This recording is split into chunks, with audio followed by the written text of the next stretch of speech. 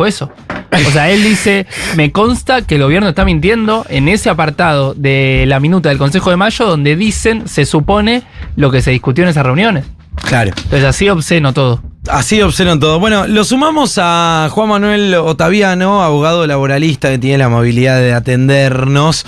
Juan Manuel, muy buenas tardes. Juana Morín, Matías Wasserman en Crónica Anunciada, te saludamos. ¿Cómo estás?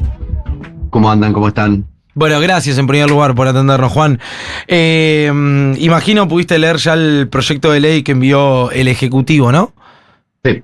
Y dame cinco puntos por los cuales la reforma laboral es, y complétalo vos.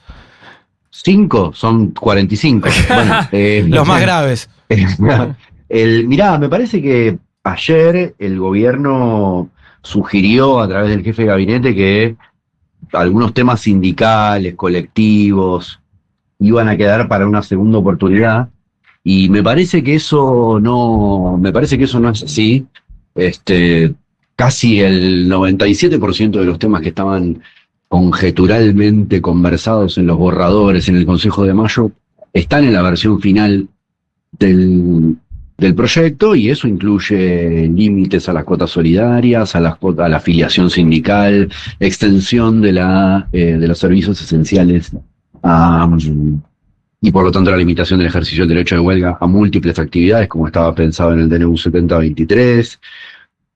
Cambios en la presunción de laboralidad, en lo que se considera un contrato de trabajo y que no, que significa promoción del monotributo, promoción de las tercerizaciones. Digo, hay una cantidad de cosas, prácticamente el 97% de todo lo que estaba previsto. Esto me parece un fracaso del Consejo de Mayo, si alguna vez fue un ámbito de diálogo social, ¿no? Que es lo que estaban comentando recién. Claro. Ahora, yo decía recién, como conclusión, para quien está del otro lado, bueno, sepan que esta reforma laboral representa un cambio de paradigma, ¿no? Por sobre todas las cosas.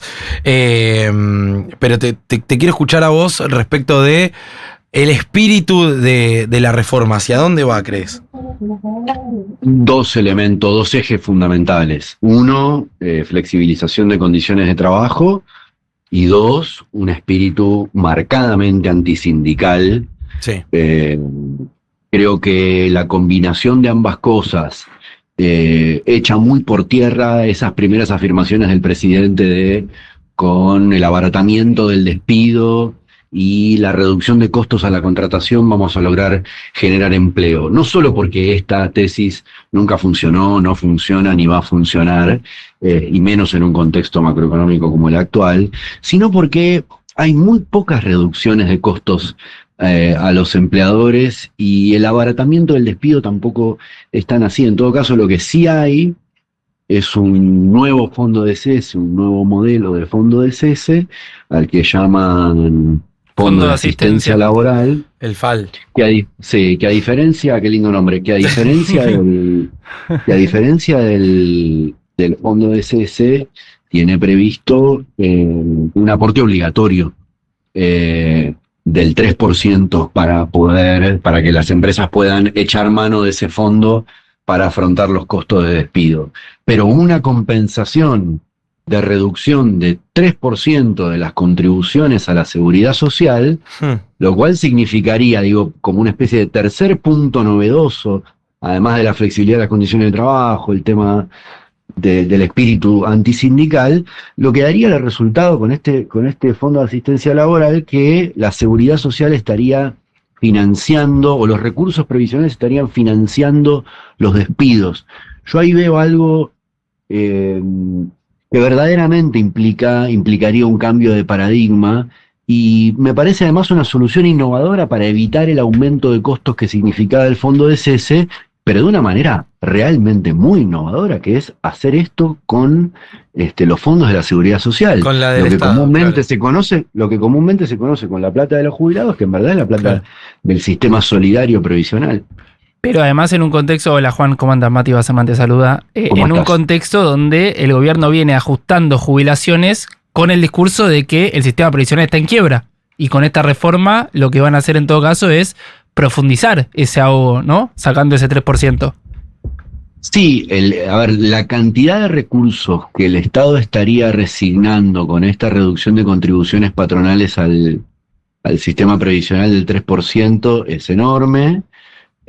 Además está prevista una reducción del 6 al 5 de las contribuciones a las obras sociales, algo que impactaría en lo inmediato, en los costos de los propios trabajadores que van a tener que hacer más gastos de salud por fuera, porque eso igual se los cobra, ¿no? Digo, la prestación de salud la necesitas, igual te la cobran cuando ven cuántos aportes haces, te lo hacen pagar, y además fragilizando también los fondos de las obras sociales, lo que impactaría en la sostenibilidad de las obras sociales. Digo, por decir algunos temas de grandes recursos, como la macro de los números, o los macronúmeros de la reforma laboral, que no son solamente modificación de las condiciones de trabajo, cosa que importa ni mucho a los trabajadores, y además debilitamiento de la acción sindical, descentralización de la negociación colectiva, que importa mucho al conjunto de los trabajadores y a los sindicatos, sino también un debilitamiento del sistema de seguridad social y de protección social a todo nivel. Claro. Clarísimo.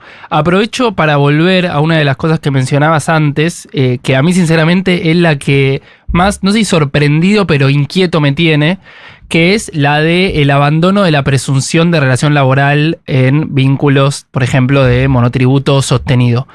Pienso, sí, ¿qué incentivos le quedan a un empresario para contratar bajo ley de contrato de trabajo en relación de dependencia a un nuevo laburante, sabiendo que si lo sostuviera durante 60 meses facturando como monotributista, se ahorraría una parte de los costos y no tendría ningún riesgo ni ningún palo posible por incumplimiento de normas? ¿Me explico la pregunta?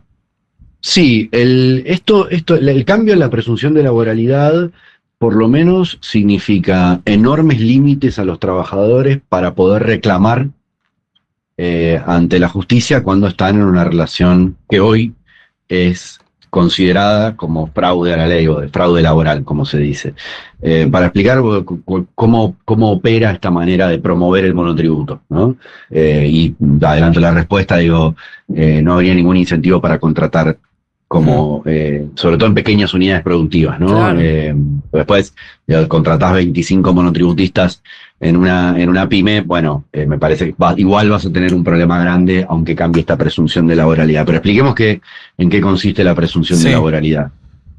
La ley presume que aunque un contrato de trabajo esté formalmente firmado a través de un contrato de locación o se pague a través del monotributo, si hay prestación de servicios de manera regular, una persona a otra, si hay prestación de servicios objetiva de una persona a otra, ese contrato se presume un contrato de trabajo. Bueno, lo que quieren hacer es cambiar esa regla, invertirla. Si hay contrato de locación de servicios o si hay pago a través del monotributo, entonces no es una relación de trabajo, es una relación civil, un trabajo por cuenta propia, un autónomo, etcétera. Es decir, se invierte la regla. Esto, como bien decían ustedes, son señales de cambio de paradigma. También hay otros, quizás con menos efecto inmediato, pero que simbólicamente hablan del espíritu de los cambios en las relaciones individuales de trabajo, que es que la justicia social, la palabra, el concepto, la guía, es removida de la ley de contrato de trabajo como guía interpretativa de los contratos de trabajo, de las relaciones laborales, etc. Esto suena simbólico, pero bueno, la justicia social, la eliminación de este término expresa muchas de las otras cosas de las modificaciones que habría a la ley de contrato de trabajo. Estamos hablando de relaciones individuales, ¿no? Claro, sí. Y todo el tiempo sobrevuela la idea de una relación entre pares, ¿no? En esto, digo, se termina la presunción de asimetría entre empleador y empleado. Sí, lo que en verdad es el sentido del derecho del trabajo, el sentido de la protección laboral y social, que es tratar de reequilibrar relaciones que objetivamente son desiguales, ¿no? Por eso a eso se lo conoce como el principio protectorio. Hay que proteger a la parte menos fuerte de la relación. Y en relación a los contratos individuales hay muchas flexibilizaciones en relación al tiempo de trabajo. de varias maneras, a través de los contratos a tiempo parcial, jornada reducida. Se busca que las horas, la extensión de horas que hoy son pagadas como horas extra, sean pagadas como normales, es decir, no como horas extra, y además los empleadores puedan fortalecer su posición para elegir cuándo asignar y quitar esas horas adicionales a la jornada normal. Y esto es el espíritu exactamente contrario al de la soberanía del tiempo de trabajo, porque se escuchó a algunos diputados, senadores que decían, pero banco de horas es para que los trabajadores puedan elegir cuándo irse Sí. y cuándo llegar al trabajo, cuándo irse del trabajo, y es exactamente lo contrario. En línea con lo que planteabas recién, con fortalecer al más fuerte de la relación laboral, darle al empleador la posibilidad de administrar más el tiempo de trabajo. Claro. Claro. Hay algo que se nos esté escapando en cuanto a la jerarquía. Vos decías recién son 40 y pico de puntos, obviamente es muchísimo. El proyecto tiene 71 páginas. Cuesta encontrar una a favor del laburante, la verdad es esa. Y también uno siente que incluso se nos están escapando cosas en esto. No sé, por ejemplo, todavía no tocamos el tema cambios en los cálculos indemnizatorios, ¿no? Sí, se reduce la base de cálculo de la indemnización por despido, yo diría confirmando una parte de la jurisprudencia que es más restrictiva respecto de qué se considera la base de remuneración para calcular la antigüedad, Claro. que finalmente es el componente más importante de una indemnización por despido. Pero volviendo a lo colectivo y yendo por algunos de los puntos que se nos podrían estar escapando, uno muy importante es la descentralización de la negociación colectiva. Claro, los convenios por empresa.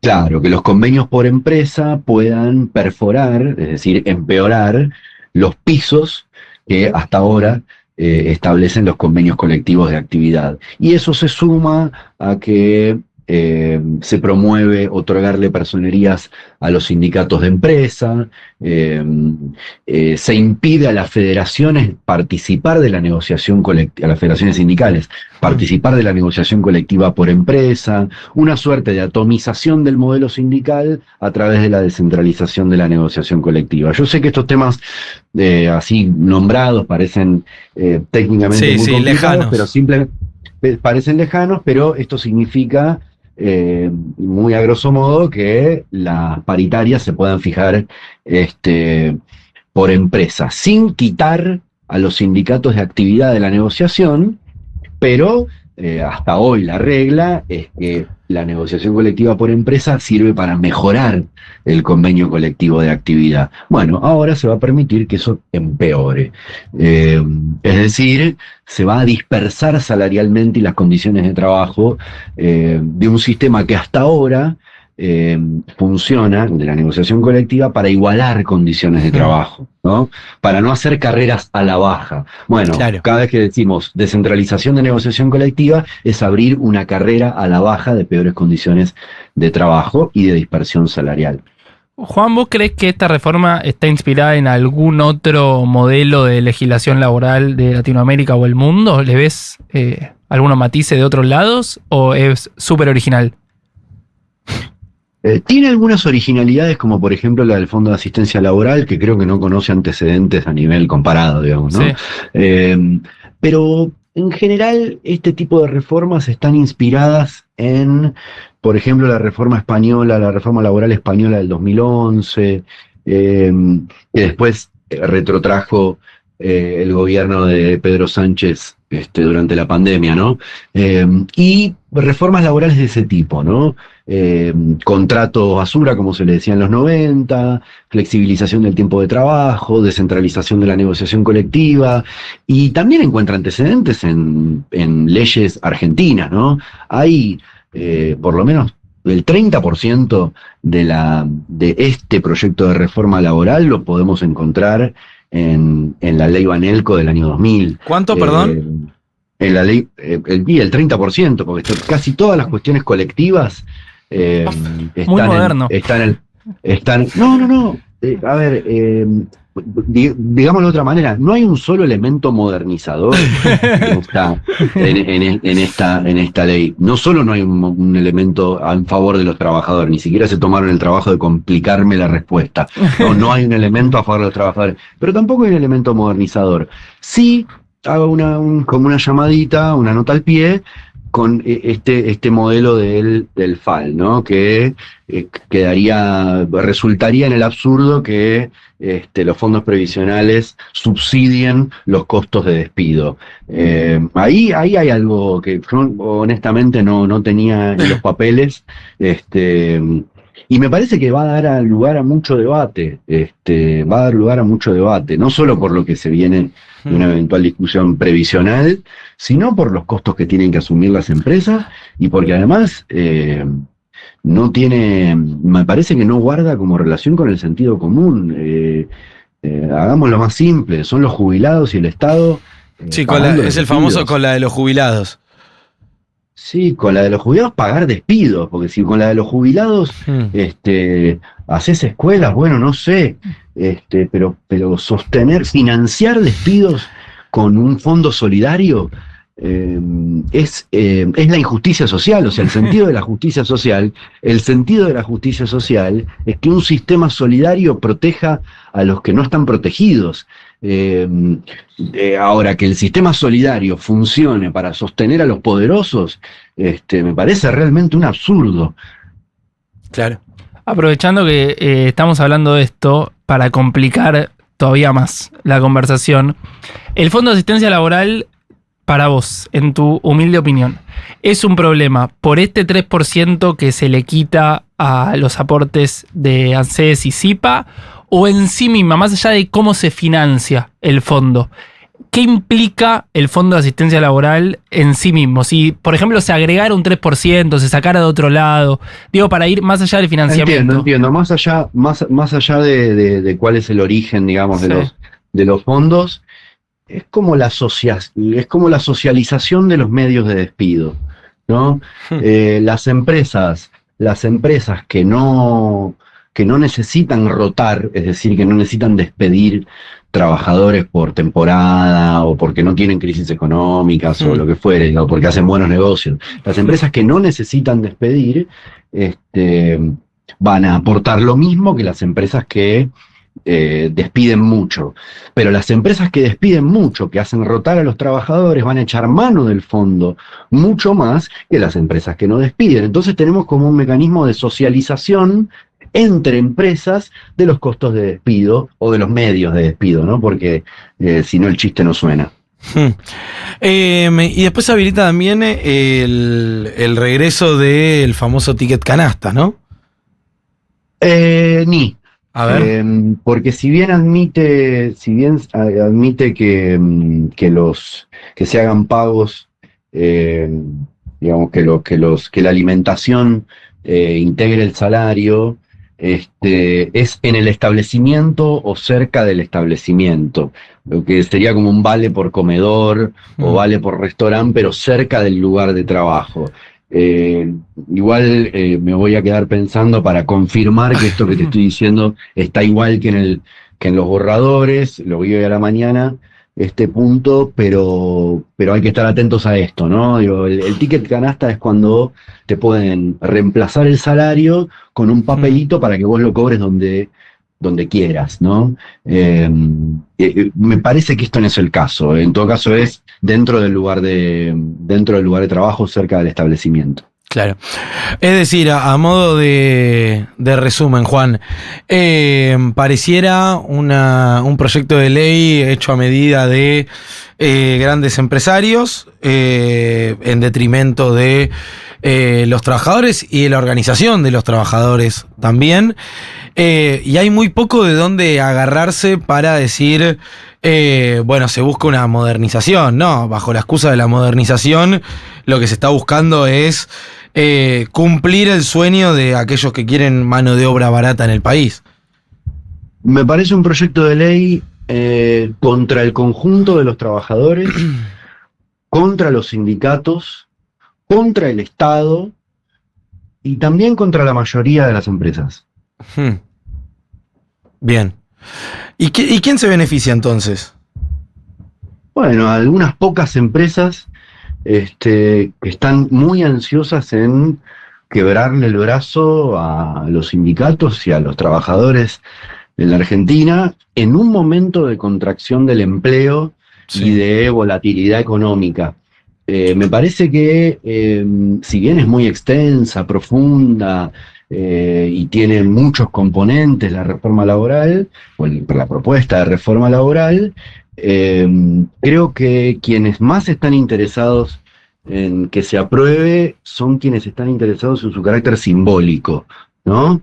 En demostrar en la Argentina y ante el mundo que este movimiento obrero puede ser derrotado, y que los trabajadores en su conjunto pueden ser derrotados, que hay una mayoría que prefiere la flexibilidad. Claro.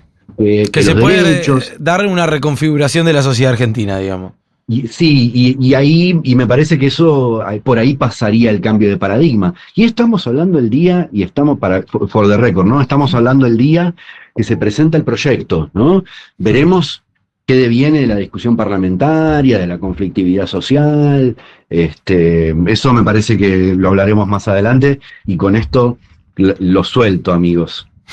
Bien, Juan, te agradecemos mucho por este rato, un abrazo grande y bueno, volveremos a charlar, me da toda la sensación, más pronto que tarde. Saludos, charlamos. Abrazo. Bueno, muy bien, ahí está Juan Manuel Ottaviano, abogado laboralista, confirmando todas nuestras sospechas y presunciones. Sí, todas nuestras pesadillas se cumplieron. Sí, y esto de